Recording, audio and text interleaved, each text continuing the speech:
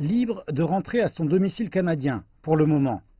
La directrice financière de Huawei, Meng Wanzhou, a quitté le tribunal après s'être vue accorder la liberté sous caution, alors que les autorités canadiennes considèrent la possibilité de l'extrader aux États-Unis. Je suis à Vancouver, de retour dans ma famille, et je suis fier de Huawei, je suis fier de ma patrie, a déclaré Meng sur WeChat.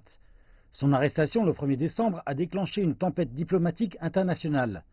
Washington, qui a interdit à Huawei de faire du commerce aux États-Unis pour cause d'inquiétude quant à leur sécurité nationale, souhaite que Meng soit jugé pour avoir prétendument enfreint les sanctions américaines contre l'Iran en recourant à des transactions financières frauduleuses. Mais le calendrier est extrêmement sensible.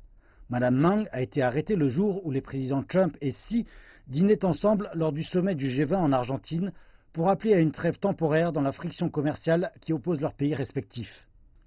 La Chine s'est fortement opposée à l'arrestation et à l'accusation de Mme Meng et le président Trump a suggéré qu'il pourrait intervenir. Il a déclaré à l'agence Reuters « Si je pense que c'est bon pour ce qui sera certainement le plus grand accord commercial jamais réalisé, ce qui est bon pour la sécurité nationale, j'interviendrai certainement si je pensais que cela serait nécessaire. » Mais le département de la justice semble couver d'autres idées. Nous ne faisons pas de commerce et par conséquent nous suivons les faits et poursuivons les violations du droit américain. C'est ce que nous faisons lorsque nous poursuivons ces affaires et il est très important que les autres pays le comprennent. Si les relations sino-américaines sont sous haute pression, il en va de même pour les relations sino-canadiennes après qu'un ancien diplomate canadien a été arrêté lundi à Beijing, suspecté de menacer la sécurité nationale chinoise.